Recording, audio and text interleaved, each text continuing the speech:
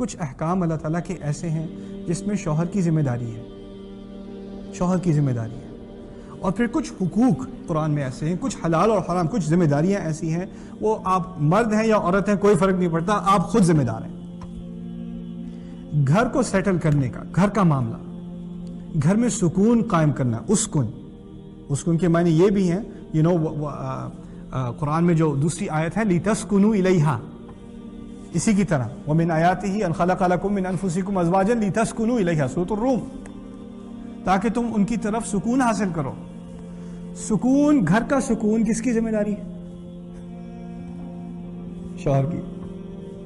ذرا غور سے سننا، اسکن انت وزوجک، ایک طرح سے سمجھ لیجئے سکون سے رہو تم، اور تمہارے ذریعے کون؟ تمہاری بیوی۔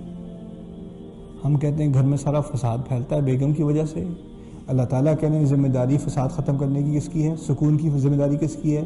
تمہاری ہے، میری ہے۔ ہمارے ہاں کیا فارمولا ہے فساد ختم کرنے کا؟ خاموش، بات ہو گیا، سکون چاہیے مجھے اسے سکون کہتے ہیں ہمارے ہاں۔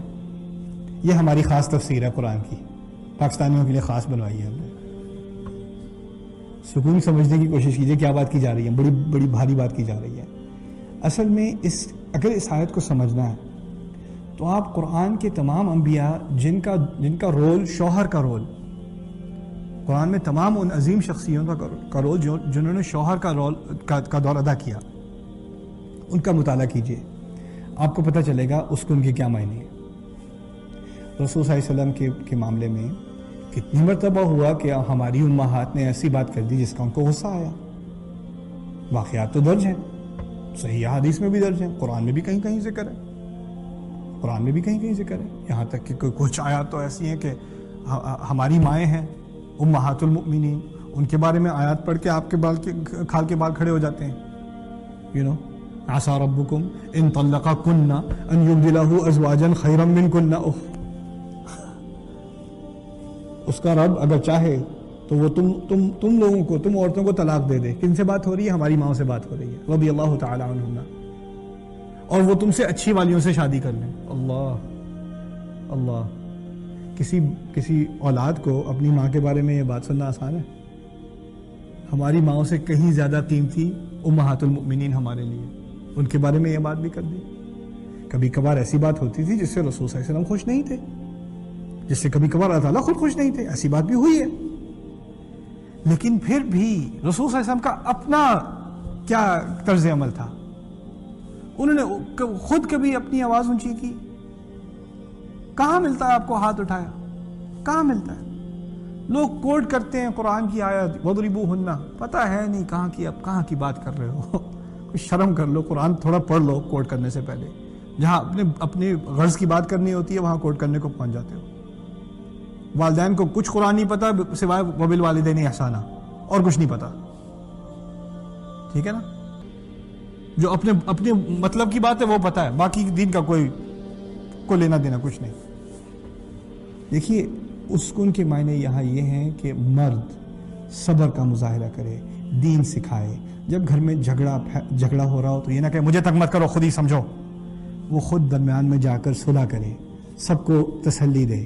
یعنی سب سے زیادہ غصہ سب کریں گے، بچے رونا دھونا کریں گے، بیوی آپ کی طرف پلیٹیں پھینک رہی ہے، صبر جو کرے گا وہ آپ کریں گے، صبر جو کرنا ہے وہ آپ نے کرنا ہے، آپ نے سکون ڈالنا ہے گھر میں۔ آج کل کیا ہوتا ہے، باقی سب صبر کر رہے ہیں، ایک جو دھماکہ گھر میں ہے وہ آپ ہیں، ٹھیک ہے نا؟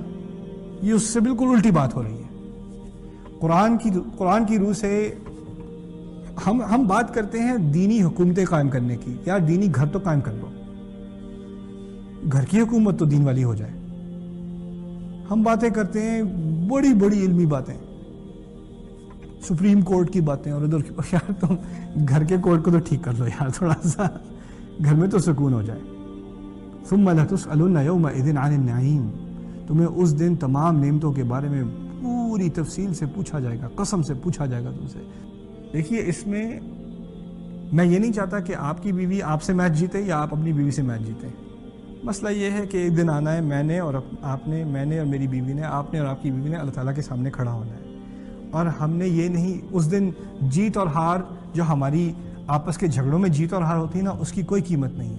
اصل جیت اور ہار کیا ہے کہ اللہ تعالیٰ کے نزدیک، اللہ تعالیٰ کے سامنے کھڑے ہو کر، یا اللہ تعالیٰ آپ کی آیات کا ہم نے پورا اس کو پوری طرح اپنی زندگی میں ہم آپ کی آیت کو لے کر آئے تھے، اپنے گھر کے اندر، جہاں کوئی بھی آ کے ہماری تنقید نہیں کرتا، کوئی نہیں آ کے پوچھتا، جہاں میری پوری کھلی اتھارٹی ہے۔ یہ دین ہے ہمارا، اس پہ بات کہاں ہوتی ہے؟ مجھے دیکھیے، میں قرآن کا طالب علم ہوں، میں 15 سال سے قرآن سمجھنے کی کوشش کر رہا ہوں، اور جس بات کا مجھے جو شوق ہوتا ہے نا کبھی کبھار، یہی قرآن ہے۔ میں پیدائشی مسلمان ہوں، میں کوئی ابھی تو مسلمان نہیں ہوا، یہ باتیں مجھے اب کیوں سیکھنے کو مل رہی ہیں؟ یہ پہلے سے کیوں نہیں بتائی کسی نے مجھے؟ واللہ میں آپ کو کھلی بات بتا دوں، آج جس دین کو میں نے سیکھا ہے بچپن سے لے کے اب تک، خطبوں میں، تقریروں میں، کتابوں میں، جو بات سننے کو ملی ہے، سنی سنائی بات جو ملی ہے دین کے بارے میں، ہمارے کلچر میں، خاص کر دیسی کلچر میں، اس سے نتیجہ یہ نکلتا ہے عورت تو کوئی چیز ہی نہیں ہے، عورت تو کچھ ہے ہی نہیں، اس کی کیا کہی، وہ تو جہنم کے لیے بنائی گئی ہے۔ اس کی زبان دیکھو، اس کو ذرا دبا کے رکھنا چاہیے ورنہ بہت پھیل جاتی ہے، فتنہ ہے عورت، یہ کہا جاتا ہے نا۔ اور پھر حوالہ دیتے ہیں، بڑی جینیس حوالہ دیتے ہیں، دیکھو قرآن میں بھی ہے گواہی دو، تو ایک مرد کی گواہی اور کتنی عورتوں کی گواہی؟ 2 عورتوں کی۔ تجارت کے معاملے میں کہتا ہوں ٹھیک ہے، بڑی زبردست بات کی آپ نے، عورت ایک مرد اور کتنی؟ 2 عورتیں، یعنی مرد کا اس سے دگنا، اس کی سٹیزنشپ، اس کی انسانیت اس سے دگنی۔ میں کہتا ہوں آپ 1/3 سے 1/4 حدیث، اور حدیث کے بارے میں شہادت تجارت کی شہادت سے کہیں زیادہ اہم ہے۔ یہ حدیث کہاں سے آ رہی ہیں؟ ام المؤمنین عائشہ رضی اللہ تعالی عنہ۔ ہمارے دین کا اتنا بڑا حصہ ایک عورت کی گواہی سے آ رہا ہے کہ نہیں آ رہا؟ کہاں کی بات کر رہے ہو؟ کہاں سے باتیں لے کے آتے ہو؟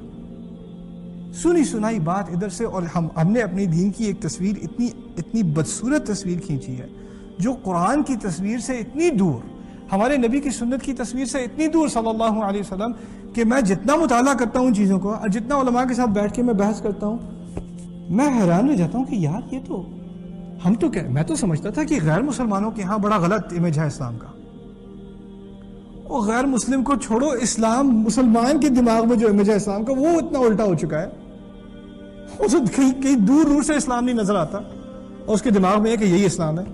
سبحان اللہ، سبحان اللہ، کہاں تک ہم کتنی دور ہم پہنچ چکے ہیں۔ اسی قرآن کا حفظ ہو رہا ہے، اسی قرآن کی تلاوت ہو رہی ہے، اسی قرآن کی کمپٹیشن ہو رہے ہیں، اور اسی قرآن کی آیات کی کوئی قدر ہی نہیں سوائے تلاوت کے۔ وہی انسان جو یعنی یہ سورت یاد کر لے گا، مجادلہ یاد کر لے گا، حفظ کر لے گا سورت کا، بڑی زبردست سنائے گا، تراویح میں ایک غلطی نہیں ہوگی، گھر جا کے بیوی کو تھپڑ مارے گا یہی آیات پڑھ کے، سبحان اللہ، اسکن انت وزوجک الجنہ۔ اور یہ اس دنیا میں شوہر اور بیوی کے درمیان سکون جنت کی علامات میں سے ہے۔ جنت میں سکون تھا شوہر اور بیوی کے درمیان، یہ جنت کی بات ہو رہی ہے نا، اور یہی ایک نعمت اللہ تعالیٰ نے جب میاں اور بیوی کے تعلق کے بارے میں بات کی سورہ روم میں، اور کیا کہا؟ وَمِنْ آيَاتِهِ أَنْ خَلَقَ لَكُمْ مِنْ أَنفُسِكُمْ أَزْوَاجًا لِتَسْكُنُوا إِلَيْهَا كَمَا كَانَ فِي الْجَنَّةِ، تاکہ تم ان کی طرف سکون پاؤ اور ان کی طرف جا کر سکون قائم کرو، اور میں آگے اضافہ کرتا ہوں جیسے کہ جنت میں تھا، پہلی شادی میں جو سکون تھا وہی اب بھی ہونا ہے۔ اور دیکھو، سکون کا مطلب یہ نہیں ہے کہ تم کبھی کوئی غلطی نہیں کرو گے، اس جنت کے اندر بھی غلطی ہوئی ہے کہ نہیں ہوئی ہے نا، تو انسان فرشتہ نہیں بن جاتا، غلطیاں ہوتی ہیں، دونوں طرف ہوتی ہیں، بیوی سے بھی ہوتی ہیں اور شوہر سے بھی ہوتی ہیں، انسان ہے، اور آپ کو اپنی بیوی کی غلطیوں کا کسی کو اور اتنا علم نہیں جتنا آپ کو ہے، اور آپ کی غلطیوں کا کسی اور کو اتنا علم نہیں جتنا آپ کی بیوی کو ہے، وہ تو کتاب لکھ دے اس پہ، ٹھیک ہے نا۔ لیکن یہی ازدواج ہے، یہی زواج ہے کہ انسان دوسرے کی غلطی کو ڈھکے، اسی لیے ہمیں ایک دوسرے کے لیے لباس کہا گیا ہے، ہن لباس لکم وانتم لباس لہن، تمہاری کچھ ایسی چیزیں ہیں جسے کوئی تم شرمندہ ہو ان چیزوں پہ، وہ اس کو ڈھکے گی، کیونکہ اس کو پتا ہے تمہارے کون کون سے عیب ہیں، اور تم اس کے عیب کو ڈھکو گے، اسی کو شادی کہا جاتا ہے، اسی کو شادی کہا جاتا ہے۔ اللہ تعالیٰ ہماری شادیوں میں سکون ڈالے، اللہ تعالیٰ ہمیں اس قرآن کی روح سے اپنے گھروں میں ان آیات کے نور سے ہمارے گھروں کو منور کرے، اللہ تعالیٰ ہماری شادیوں کو پرامن بنائے، اور ہماری شادیوں کے ذریعے ہماری اولاد کو اس دین کی تربیت پر، اس ملت ابراہیم پر قائم ہونے کی توفیق دے۔ بارک اللہ لی ولکم فی القرآن الحکیم ونفعنی وإیاکم بالآیات والذکر الحکیم۔ والسلام علیکم ورحمۃ اللہ وبرکاتہ۔